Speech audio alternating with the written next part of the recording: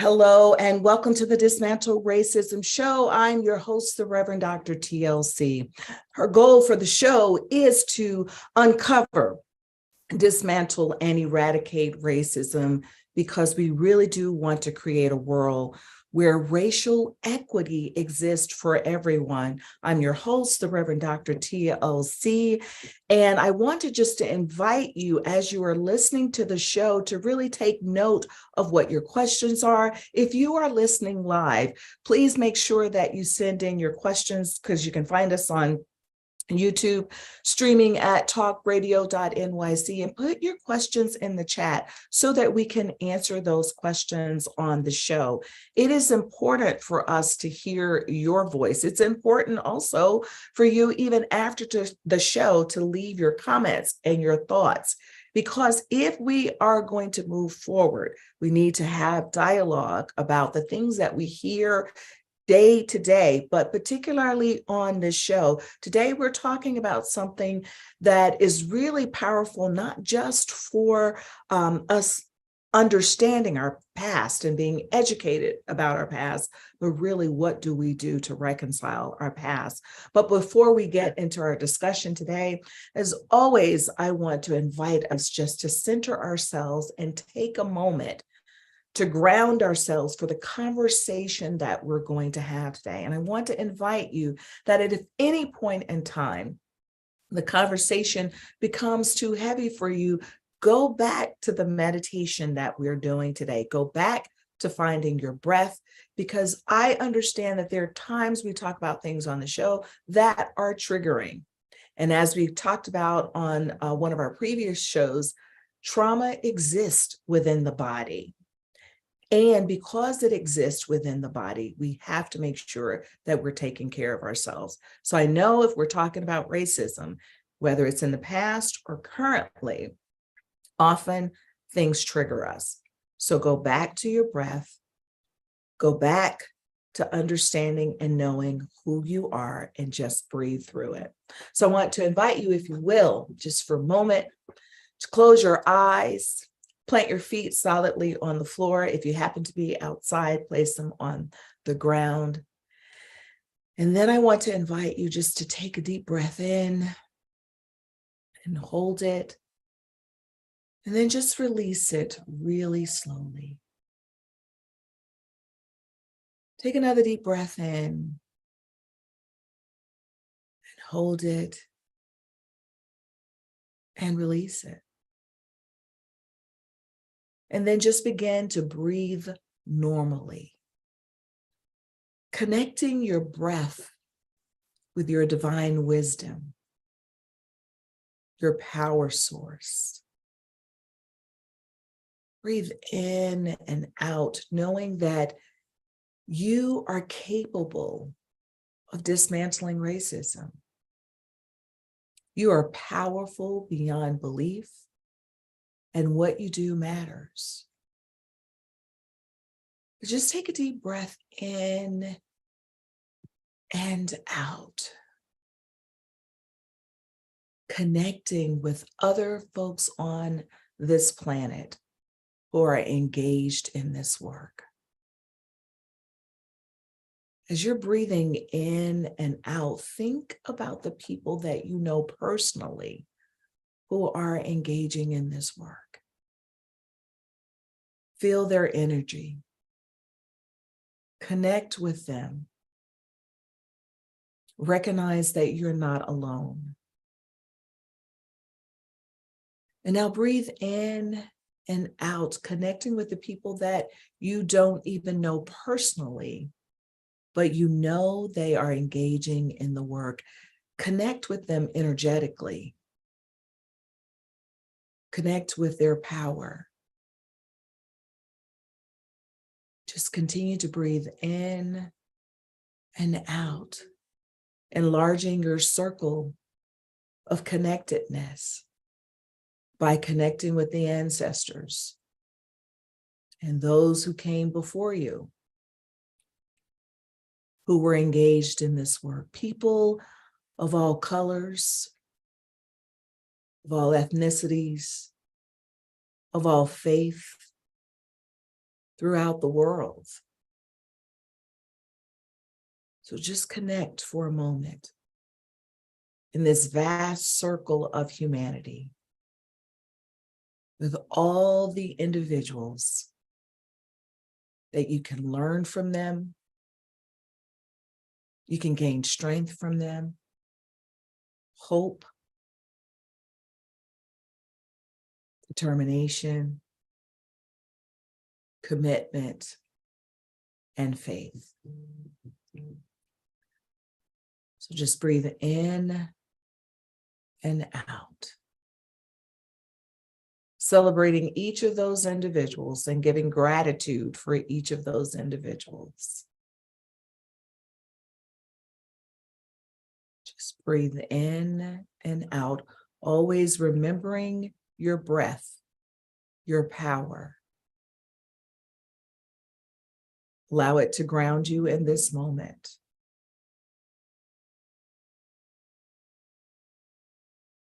Now take a deep breath in, recognizing that the power of one contributes to the power of community, and you have the power to change the status quo. Now take a deep breath in, sigh it out, and let's begin.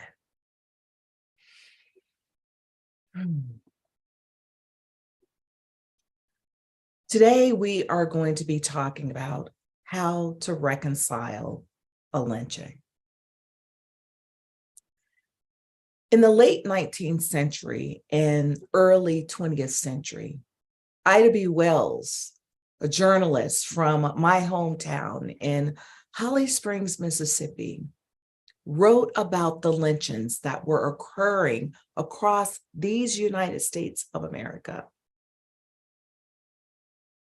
There are over 4,400 lynchings that have occurred on these grounds of the United States. Brian Stevenson, in recent years, with the Equal Justice Initiative, has talked about these lynchings and has been instrumental in starting a lynching memorial. Now, you might say, why do we need to have a memorial? Why do we need to even remember our past? Because there's no way of reconciling our past unless we remember. My guest on the show today is going to be talking about how do we reconcile a lynching? And remembering people like Alonzo Tucker, who in 1902 was lynched in front of 300 spectators, including children, in Coos Bay, Oregon. How do we reconcile something so heinous? How do we not understand that the remnants of that lynching and the remnants of over 4,000 individuals who were hanging from trees, folks watched that happen? How do we not understand that that still impacts us today? The trauma associated with that, the people who witnessed that, the little children who witnessed that and carried that in their bodies, carried that in their minds about what they thought about Black people, even what they thought about white people who could do such a thing. What trauma did that instill in them? What terror did it instill in Black people? People who were lynched simply for walking down the street, for saying something to white children whose parents perhaps thought that they shouldn't have said what they said to them, for all kinds of foolish reasons. So we may think that that lynching is in the past, but it is not. We know from Michelle Alexander, who talks about the new Jim Crow, she talks about mass incarceration as being a semblance of Jim Crow. But our guest today, Taylor Stewart, actually talks about lynching as it relates to death row. Oh, it is still alive and well. So today on our show, we're going to be talking about how to get to the point of reconciliation. Is it possible? Taylor Stewart thinks so. Taylor is a graduate from the University of Portland, and he graduated in 2018 with a degree in communications and a master's in social work from Portland State University in 2021. He is a dynamic young individual who understood that his voice matters. And you will hear all about what he's done with, not only with his voice, but with his actions. Taylor started the Oregon Remembrance Project in 2018 to help communities unearth stories of injustice and engage in the necessary truth-telling and repair required to reconcile instances of historical harm. I want us to understand that this work of reconciliation is deeply rooted in how we get to dismantling racism. Because if we don't understand that we need to remember, if we don't understand that repairing is about more than just taking a course on dismantling racism, which of course I invite us to do, but it is about the deep work of repairing and reconciling. And we'll talk about the third R in there. I want to invite you, if you would, to be sure to listen to Taylor's TED Talk on how do you reconcile a lynching, because he talks about Alonzo Tucker, but how a particular community went through the process of reconciliation. Taylor invites his audience to join him in repairing in order to help just a little bit reconcile a lynching. We must do it one step at a time. So I want to welcome to our show Taylor Stewart, and we're going to welcome Taylor, and then we're going to take a really quick break. Taylor, welcome to the show. I thank you for being up so early this morning to join me for the show. Oh, thank you. I'm here in Portland, Oregon, and I couldn't be happier. And I'm so delighted that you're bringing your energy so early this morning. And I just want to say before we go to the break, I want to thank you. I want to thank you for stepping up to say that your voice matters and to do something to repair what has been done to our ancestors and to repair communities that are hurting in this profound way, actually. And I think what you're doing shows us that we don't have to live with the guilt and shame of our past in a way that keeps us stuck, but moves us to action. So when we come back, I want to hear all about the work that you did in Coos Bay, as well as some of the other work that you are doing with communities. This is the Dismantle Racism Show. I'm your host, the Reverend Dr. TLC. We'll be right back. Are you a business owner? Do you want to be a business owner? Do you work with business owners? Hi, I'm Stephen Fry, your small and medium-sized business or SMB guy, and I'm the host of the new show, Always Friday. While I love to have fun on my show, we take those Friday feelings of freedom and clarity to discuss popular topics on the minds of SMBs today. Please join me and my various special guests on Friday at 11 a.m. on talkradio.nyc. Are you a conscious co-creator? Are you on a quest to raise your vibration and your consciousness? I'm Sam Leibowitz, your conscious consultant. And on my show, The Conscious Consultant Hour, Awakening Humanity, we will touch upon all these topics and more. Listen live at our new time on Thursdays at 12 noon Eastern Time. That's The Conscious Consultant Hour, Awakening Humanity, Thursdays, 12 noon on talkradio.nyc.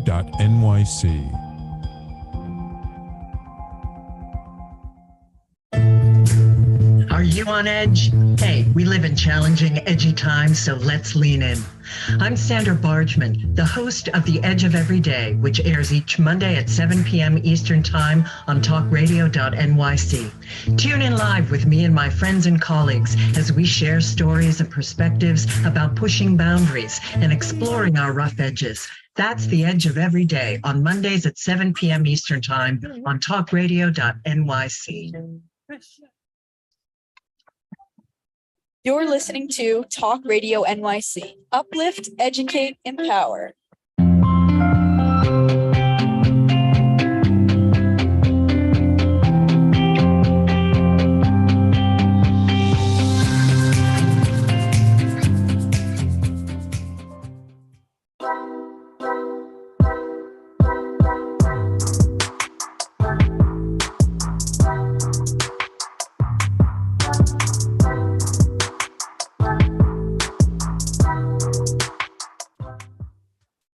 We're back with the Dismantle Racism show. My guest today is Taylor Stewart, who has been working with communities in Oregon, helping them to reconcile their past in more ways than one. Before the break, we were talking about specifically around lynching, but there are some other things that Taylor is doing as well. But Taylor, before we get started with the work that you are doing, I know personally how demanding this work is.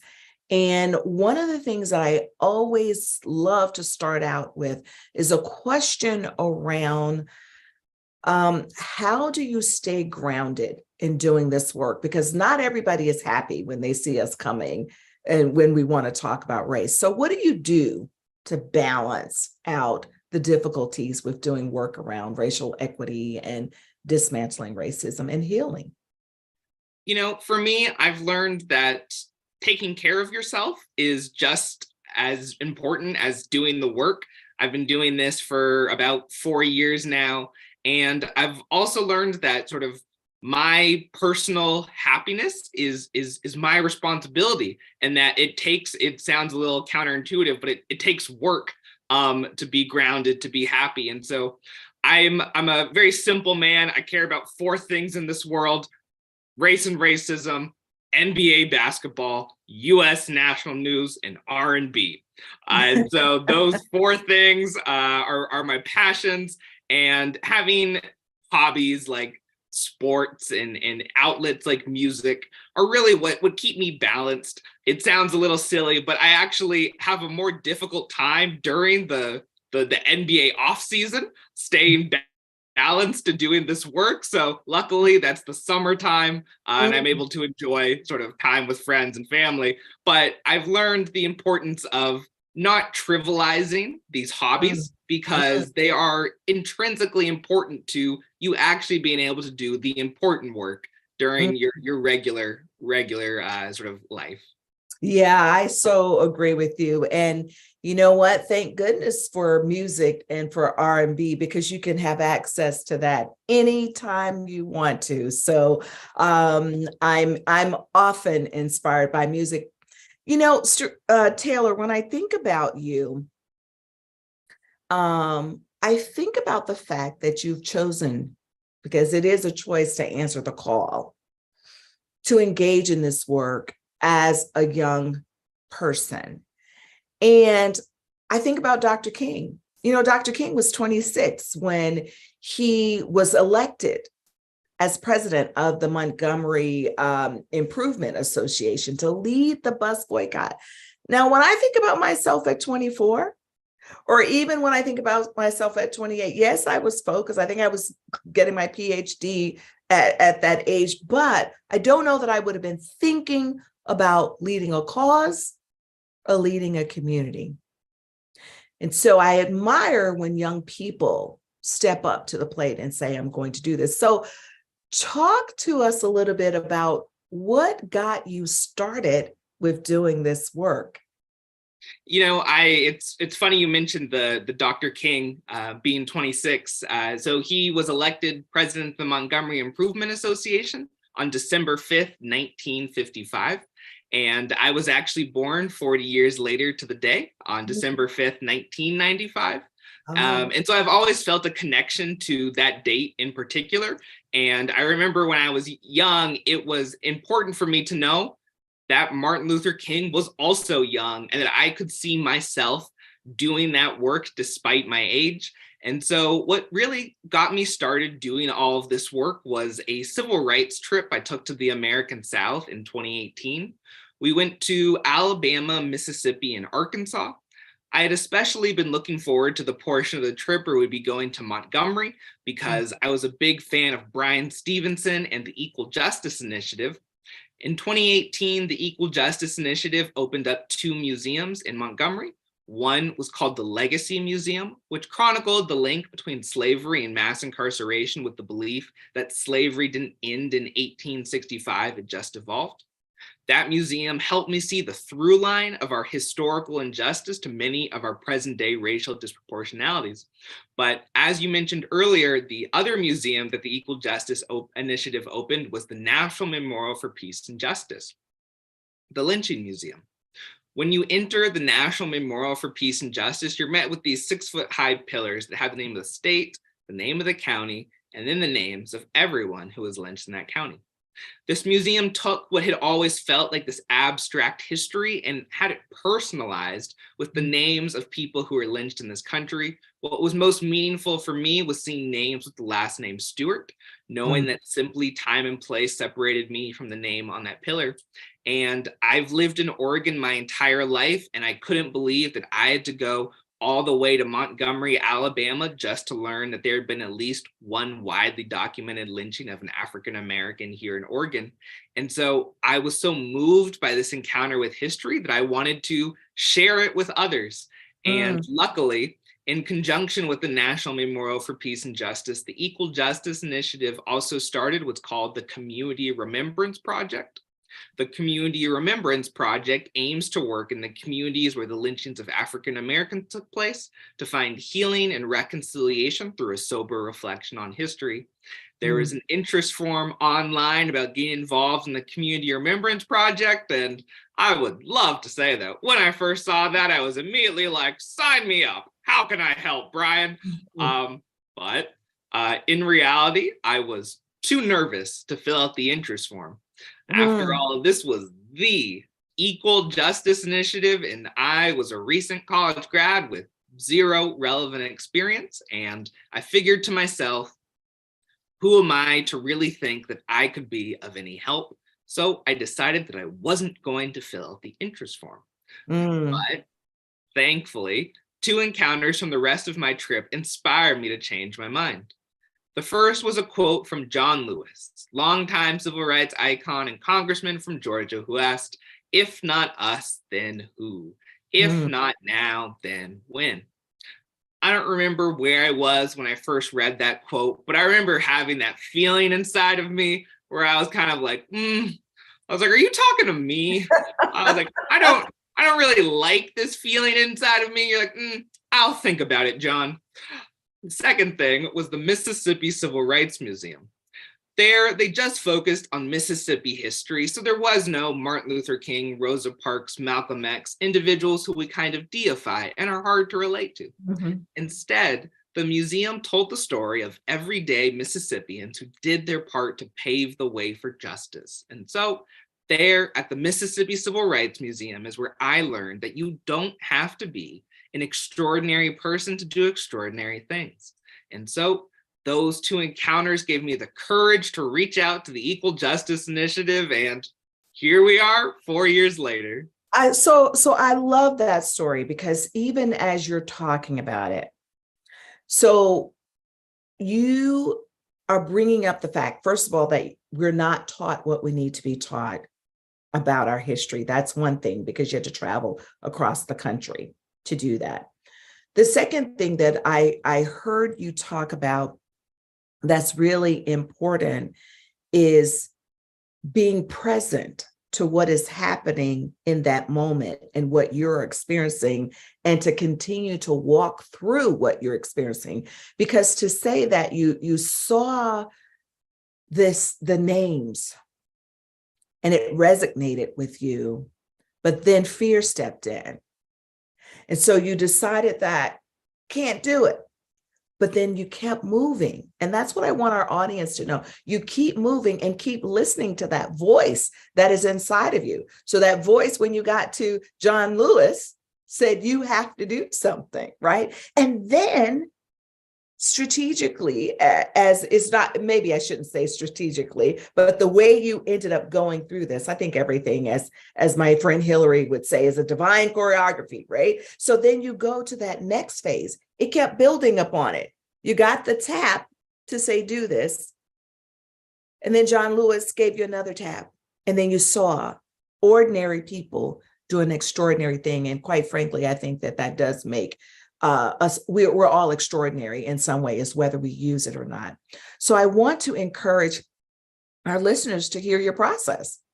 You decided that you would do something because you kept getting the tap. And I just want to make that connection back to Dr. King, because we are coming up on Dr. King's holiday, that it is about doing the work that our ancestors started. So it is no small matter that you were born on the same day that he started a movement and that it spoke to you.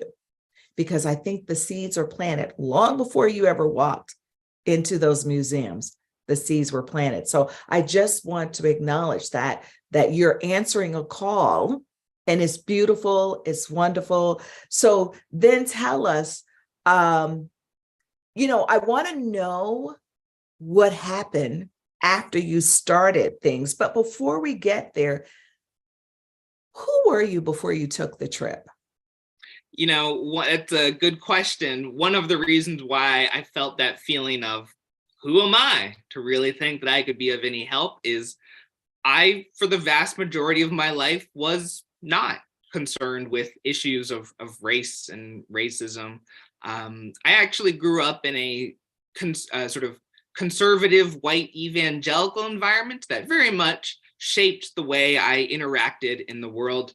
I tell people that I missed out on one of the most important days of my life in 2008 when Barack Obama was elected the first Black president of the United States, because had I been old enough, I would have voted for John McCain and Sarah Palin. In 2012, I would have voted for Paul Ryan and Mitt Romney. I graduated high school a registered Republican with the dream of becoming a tough on crime prosecutor. I used to be actually a passionate supporter of the death penalty. I gave a speech my junior year of college in favor of capital punishment, and I'm not that old, so that wasn't that long ago. People ask me what changed. And to be honest, there was no singular light bulb moment. There was no one argument, no one college lecture.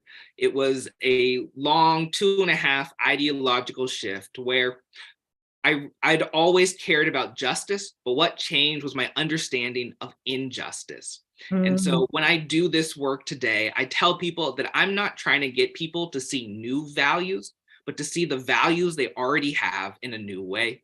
And I think that this perspective, the learning that I've undergone, has really impacted my ability to help other people experience that same sort of transformation from learning about history. And so that is what inspired me to start this work in the first place, is to simply do for others what was done for me. And that is what continues to motivate me in this work today.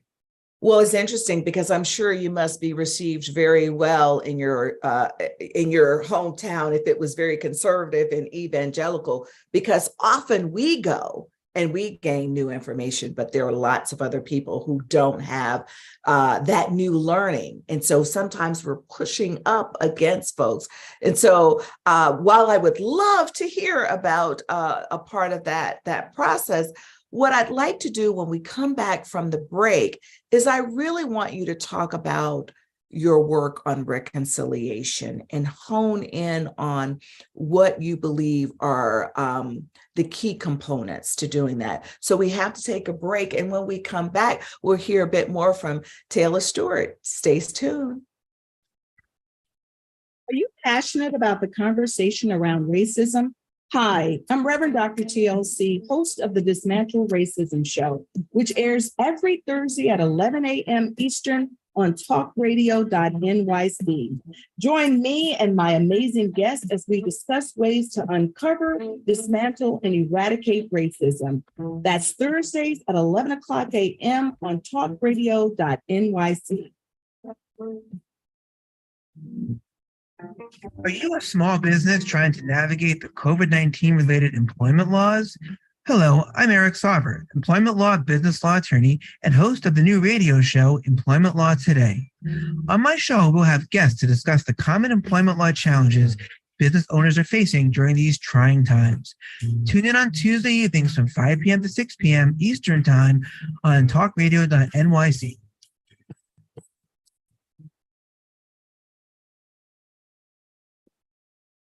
Hey everybody, it's Tommy D, the nonprofit sector connector, coming at you from my attic. Each week here on talkradio.nyc, I host a program, Philanthropy in Focus. Nonprofits impact us each and every day, and it's my focus to help them amplify their message and tell their story. Listen each week at 10 a.m. Eastern Standard Time until 11 a.m. Eastern Standard Time, right here on talkradio.nyc. You're listening to Talk Radio NYC at www.talkradio.nyc. Now broadcasting 24 hours a day.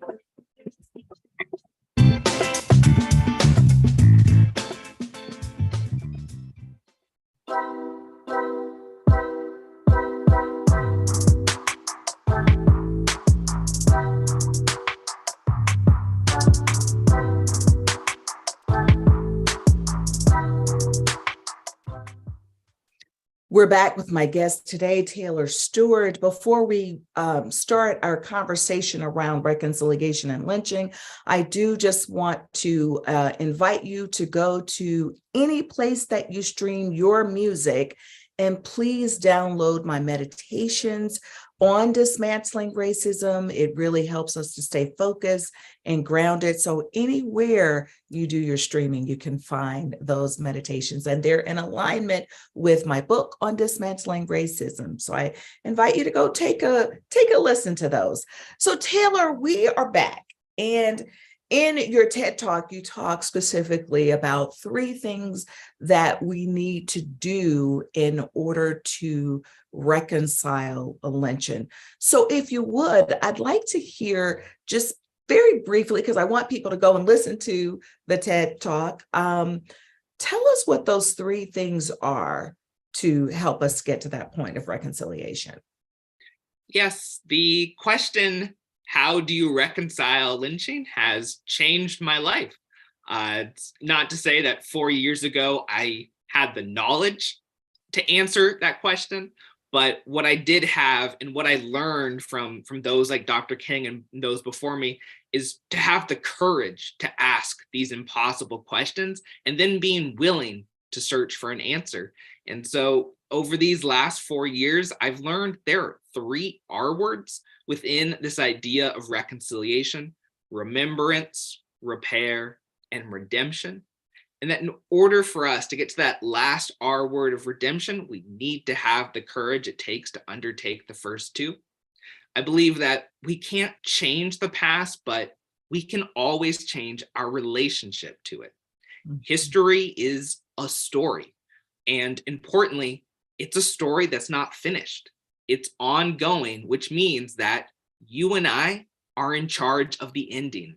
And so I believe that there's a resistance to talking about these stories of historical injustice because people feel powerless to what has happened. But what I like to do is to try to give people the belief that they do in fact have power to control how those stories end. And so through the remembrance work and the ongoing work, we have tried to elongate Alonzo Tucker's story so that his story doesn't end in 1902, but it actually continues on into the 21st century through the remembrance work, the steps that we're undertaking to engage in repair, so that we can hopefully one day bring him that semblance of redemptive justice because of this new ending that we've given to his story. All right, great. Thank you for that, because you're showing how important it is to remember, because most people don't want to remember painful things. And so what about that second step then? So we remember. Then we repair. We have to put an end to the harm as it presently exists. In the case of lynching, I believe that we have to repair the fundamental question of who our society believes deserves death, because the answer continues to be people that look like you and me. And that the value of our lives are tied up in this question too. I believe that you don't have to care about the people on death row to care about the death penalty. You just have to care about what their sentences mean to us. There is no greater determination of the value of life than the lives we are willing to take. And capital punishment has simply replaced lynching as the tool of that determination. And so I help lead the efforts to end the death penalty in Oregon, really focusing in on Alonzo Tucker's story, this legacy of lynching, and most importantly, the racial disproportionality that we see in capital punishment in the United States. I believe that there is no justice unless there's equal justice, and that the system that we depend upon to dispense the most ultimate form of justice is too flawed to produce anything but injustice.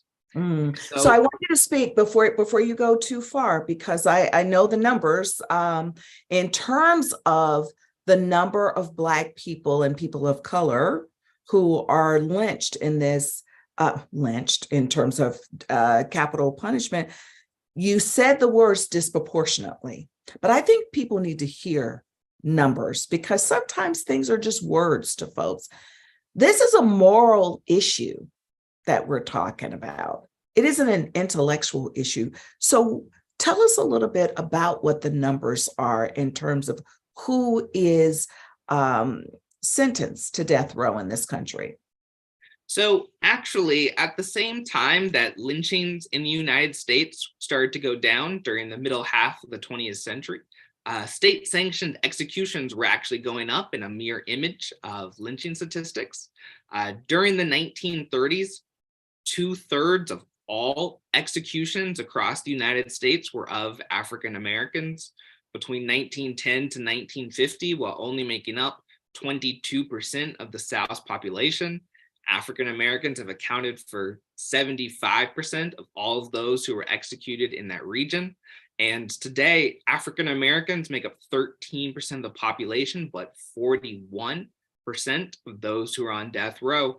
And when we consider the fact that of that 41%, nearly all are African American males, yet African American males only make up 6.5% of our population, we have to ask ourselves, how do we get from 6.5 to 41%?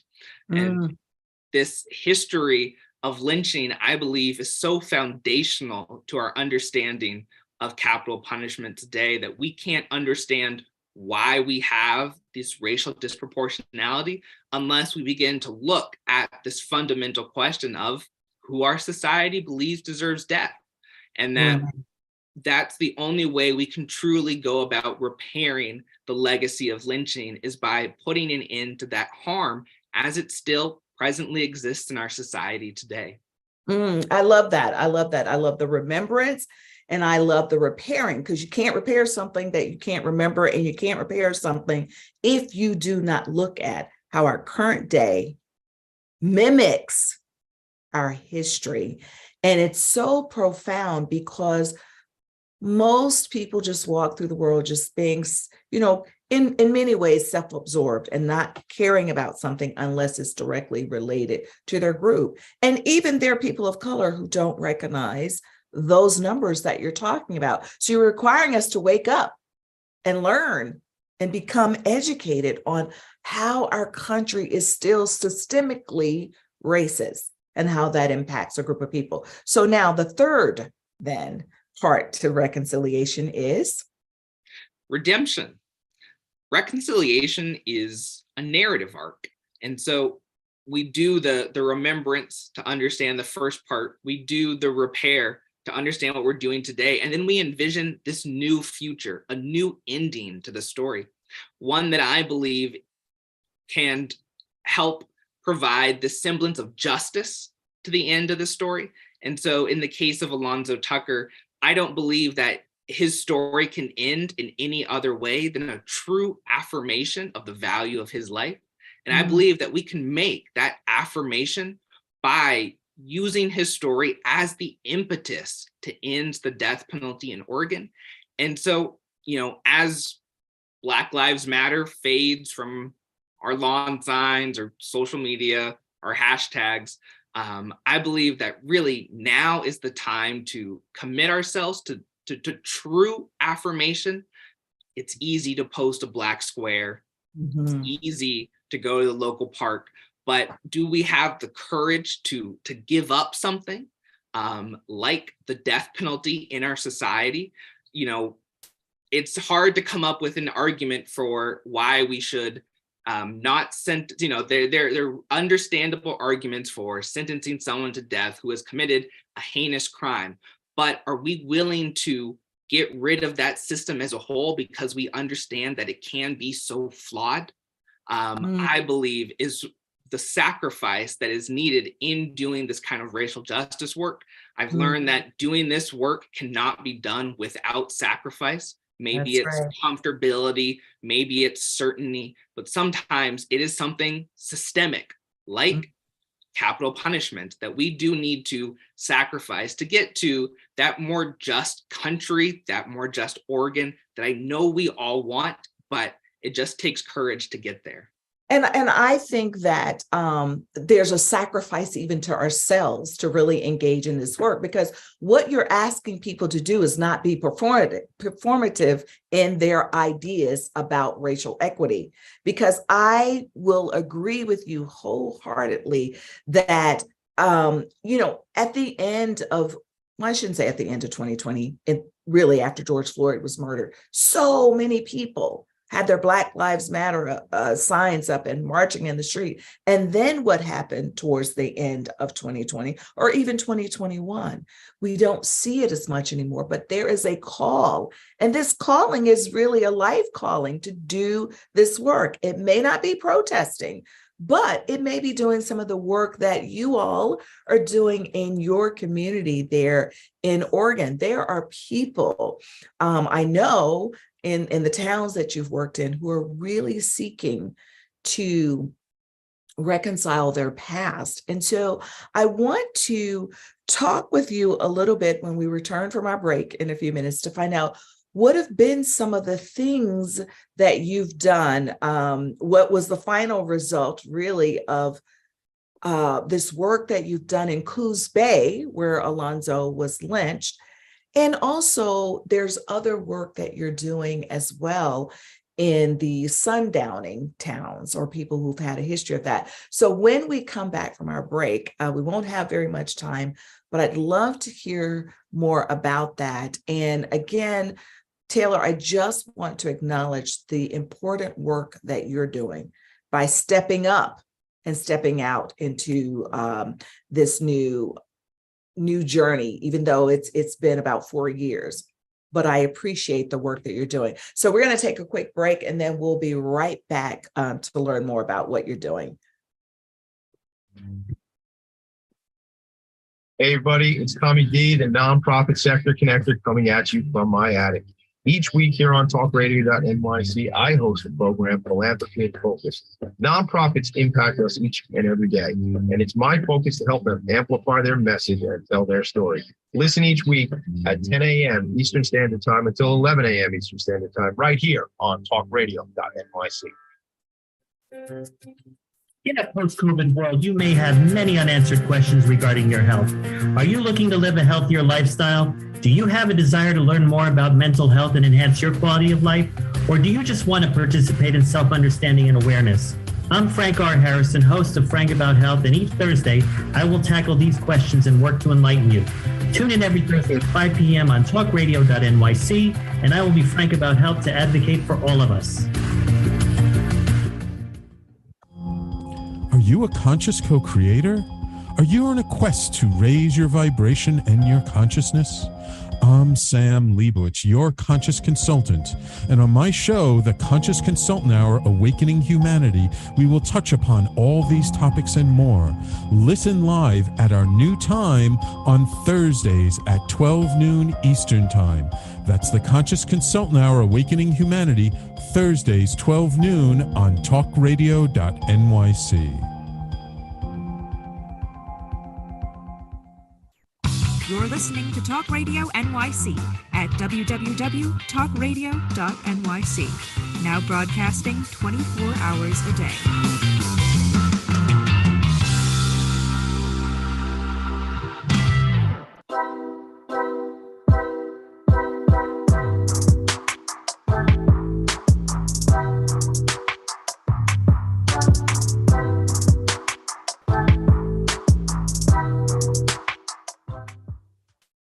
We're back with my guest today, Taylor Stewart.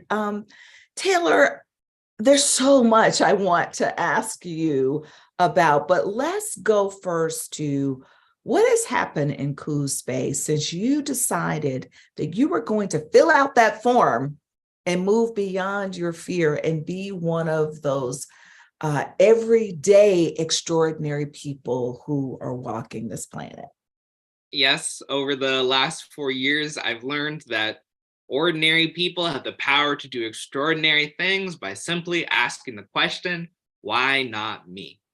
And so that's the question that we started to ask in Coos Bay is not why me, but why not me? Why not us? Why can't we do this? And so I worked with the community of Coos Bay for 3 years to memorialize Alonzo Tucker.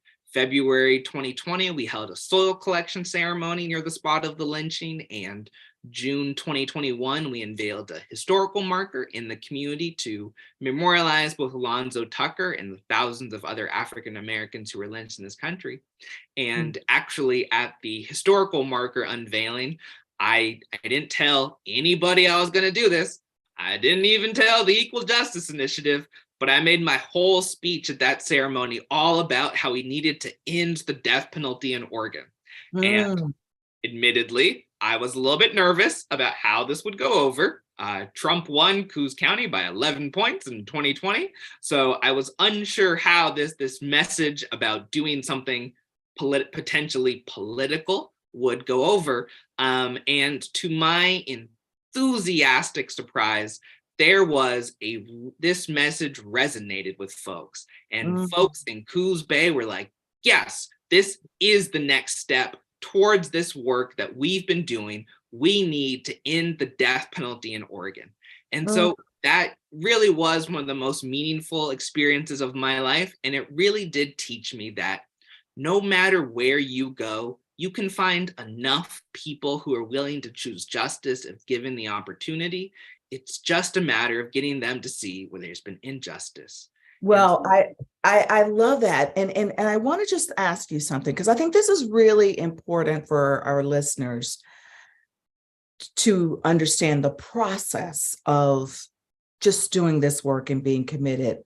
Were there ever any times that you said, I should stop doing this, or you felt tired and weary and wanted to give up, but something propelled you to go on?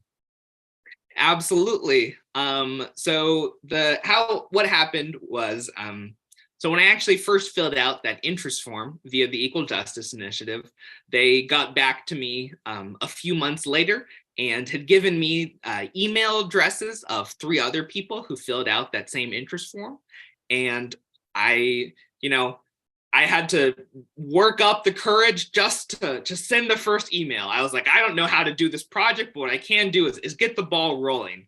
And then, unsurprisingly, everyone was from Portland. And I was like, that's still not helpful. I still know 0 people in Coos Bay, Oregon. And so we met at we have a restaurant chain in Oregon called Big Minimums. And we met at one downtown. And I distinctly remember driving to that McMinimums thinking, I can't wait to meet who's going to lead this. I then distinctly remember driving home like, oh no, what just happened to me? And so I have constantly felt that overwhelming feeling at at the realization of who I need to become to do this work, I eventually made contact with the History Museum down in Coos Bay, and I traveled from Portland down to Coos Bay, and I thought I was going to meet with 5 or 6 folks, and then I walk into this room at a community college, and I see there's about 20 people in the room, and I think to myself, oh, a meeting might have just finished. And then it dawns on me, no, they're here for you. And I distinctly remember closing the door behind me, looking at the door handle, going, Lord help me. So I have constantly felt overwhelmed. The first meeting down in Coos Bay, it went great. People were excited. They're like, yes, let's do this. A month or 2 later, I make plans to go to another meeting in Coos Bay. And then out of the 20-something people who were invited, 2 people showed up. And that really was the low point of this entire project. I figured I've just put a year of effort into this project and it's going to go nowhere. I happened to be leaving dinner and I ran into someone who just couldn't make it. And I had told them, I was like, there is no way we're going to get that historical marker. I don't even think we can do the soil collection. And so, but, with talking with folks, they're like, you know what, even if we don't have a lot of people, let's still do this. We, as a small group of people, even if it's 10 to 15, can do something to honor Alonzo Tucker. And so it really was that continuing what I set out to do is that I was going to memorialize Alonzo Tucker, even if no one else knew. And just by bringing that spirit and that commitment, I was eventually able to find people that were like, no, this is something our whole community should be a part of. And so I was able to meet particularly an old history teacher in Coos Bay named Steve Greif, who was truly inspirational in bringing that soil collection to the rest of his community. Well, I want to say this, just when we are about to give up, there's always, as I quote in my book, a ram in the bush, somebody to inspire, somebody that helps us go the next mile. And what this says to me, Taylor, is that it just reiterate what I was saying in my meditation, is that we are all interconnected and we are all connected with other people who want to do this work. There are people out here who are passionate about this, and we are not alone. And so I just want to thank you for continuing to do the work. Now, we are down to the last few minutes of the show, and I just really, before we go, I know that you're doing work with sundowning communities, those communities where Black folks were not allowed to be after sundown.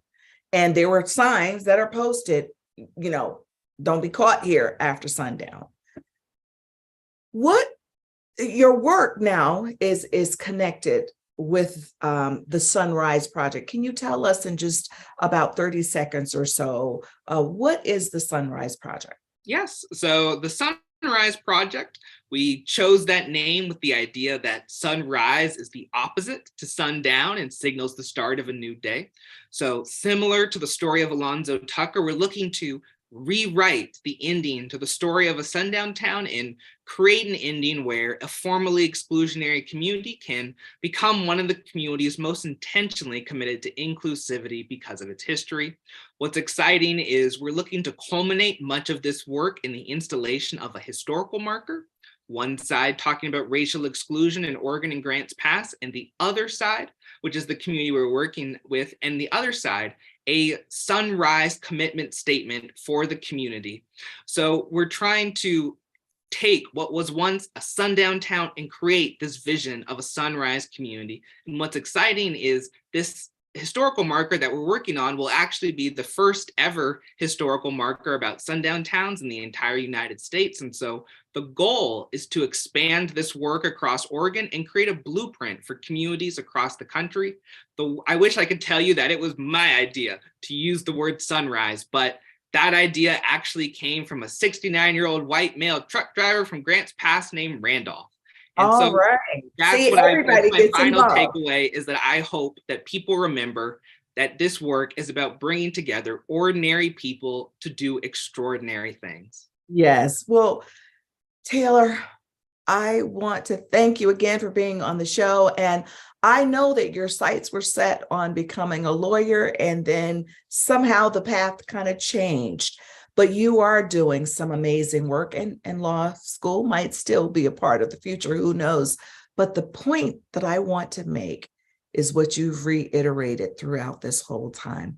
There's work for each of us to do on dismantling racism. We just have to take up the banner and be committed to doing it. And sometimes that means that our life course might change, but it will change for the better.